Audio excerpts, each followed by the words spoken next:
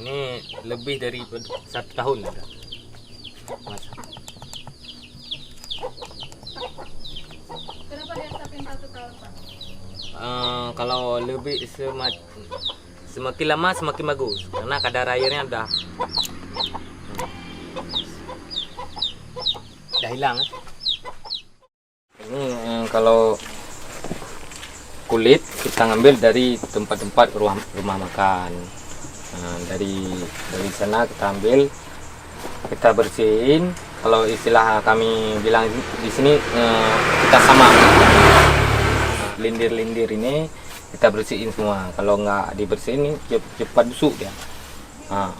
Kalau dari hukum agama juga ini kalau nggak dibersihin ini nggak suci, nggak disama. Efeknya kalau nggak bersih busuk dia.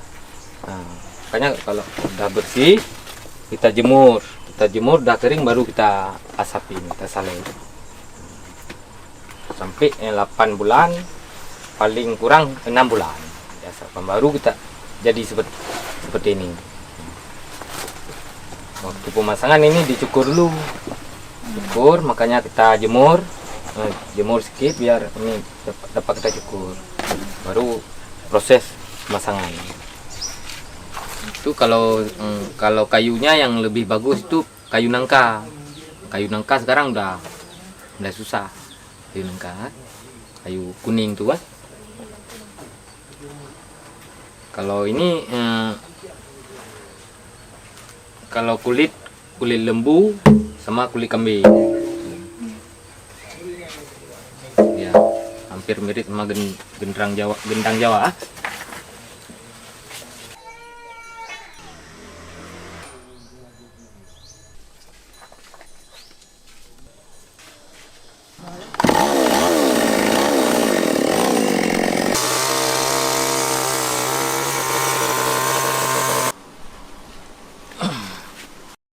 Ini?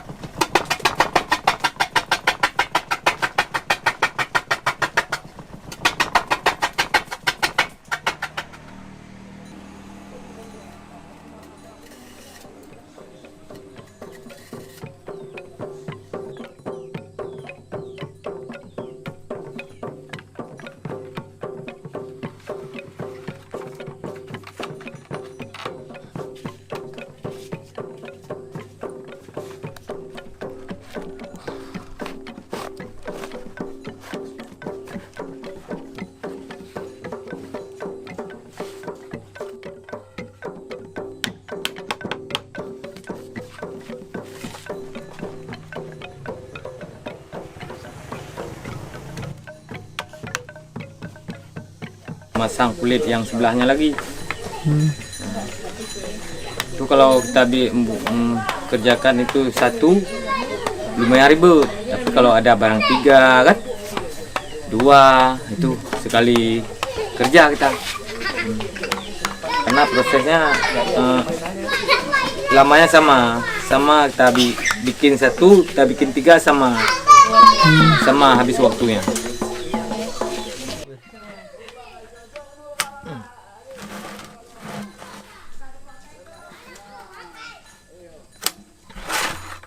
Inilah fungsi tali ini. Oke.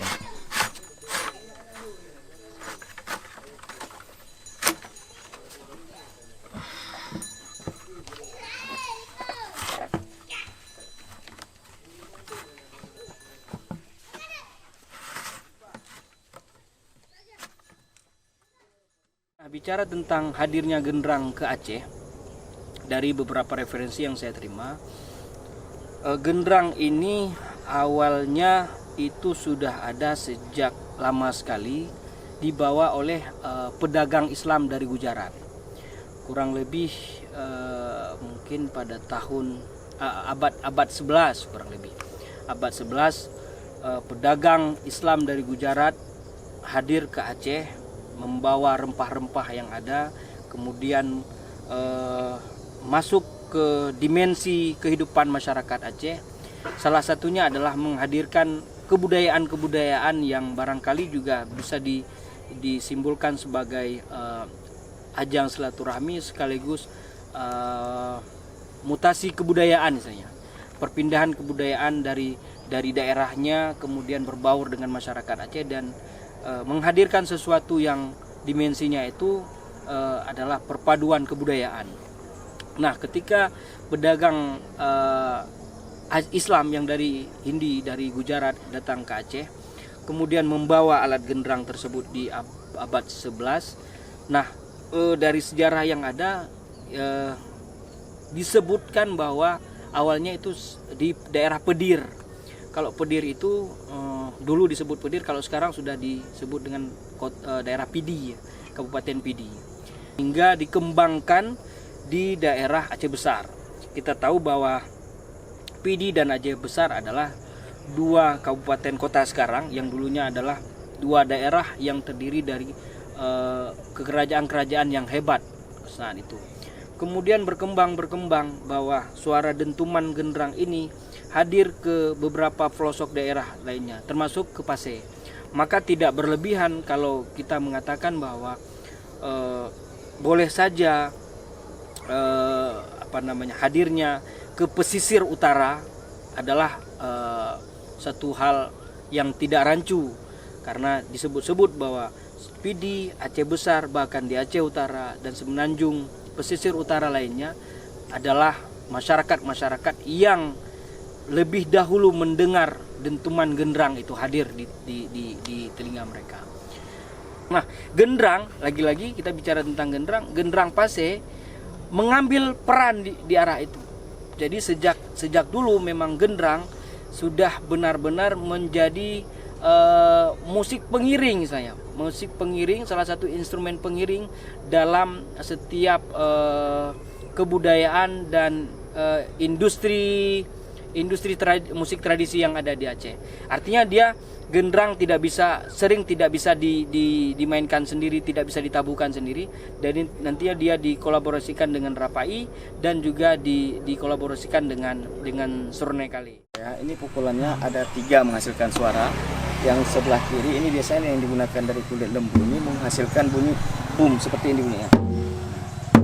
Dan satu lagi ini preng. Nah, jadi dia ini dibuat dari kulit kambing tadi, dia menghasilkan teng, beda. Ini beda pukulan suaranya dengan ini. Nah, ini boom, ini boom, ini teng. Satu lagi dan identikan Acehnya itu ada cip. Berarti gini cara pukulan.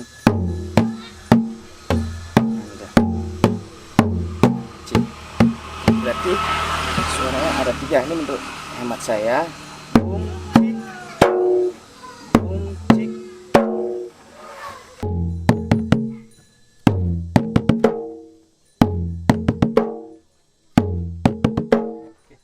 Ini kebanyakan orang main biasanya pukulan ini ada namanya tarian pemulia jame. Tarian pemulia jame itu tarian yang menyambut tamu datang. Jadi tarian pemulia jame itu biasanya dengan pukulan lambat seperti ini. Ini menurut hemat saya.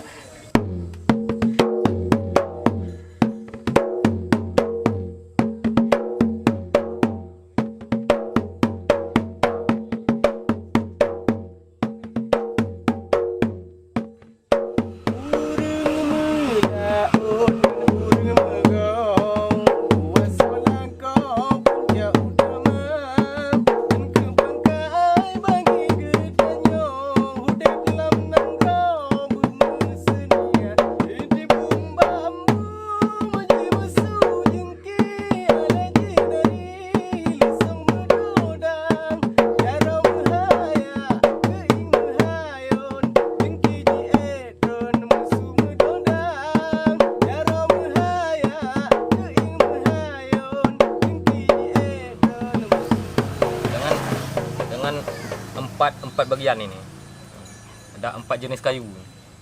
Ini kayu, ini Mbak Hasan, kalau kami bilang sini Mbak Hasan. Hasan ini apa ini? Kalau ini rangkile. Ini rangkile, ini pohon nangka. Ini Mbak Siren. Ada 4 jenis. Ini kalau canang yang susahnya bukan yang mau bikinnya, cari kayunya ya, yang susah. Kalau masalah ini ukuran, ini nggak mesti ini. Yang penting sama. Ini sama ini harus sama ukuran.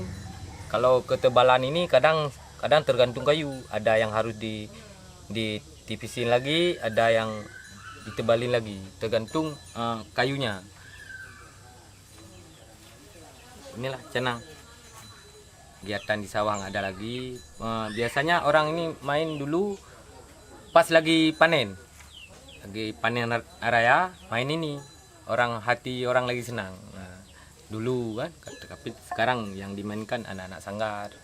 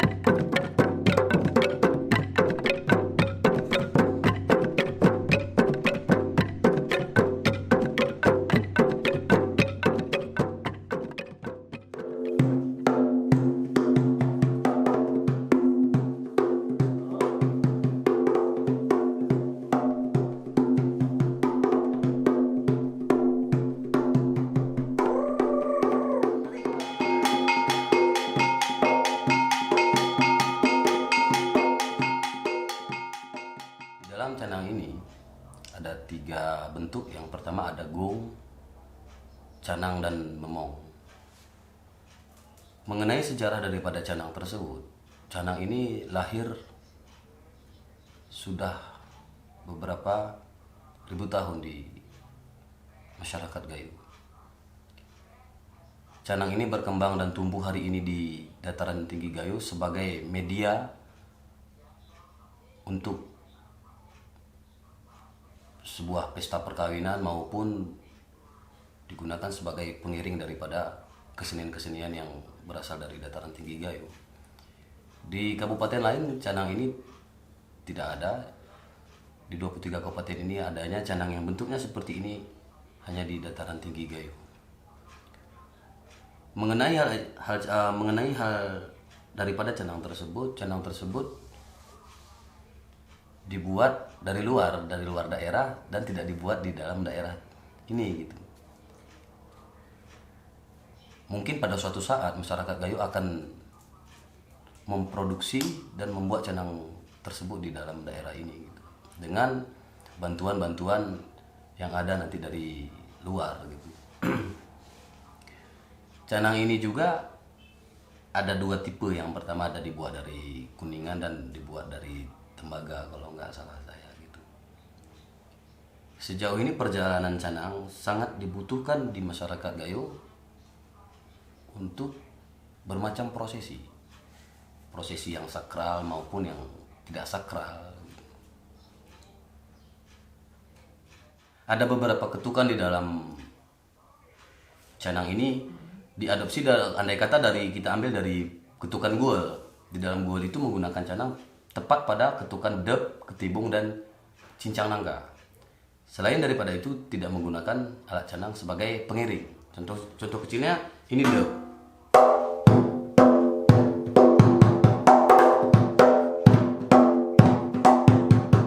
Jadi untuk pemukulan canangnya datar aja.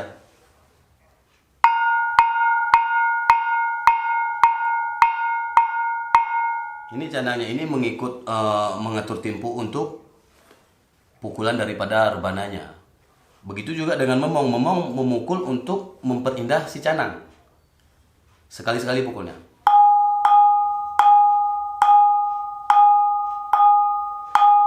Itu. Terus lebih indah lagi ketika canang ini tidak ada memong, maka tidak indah suaranya. Begitu juga dengan memong ketika tidak ada gong, maka tidak indah suaranya. Begitulah kira-kira dalam bentuk sajian daripada iringan musik yang menggunakan alat canang. Begitu juga dengan ketukan ketukan daripada cincang nangka.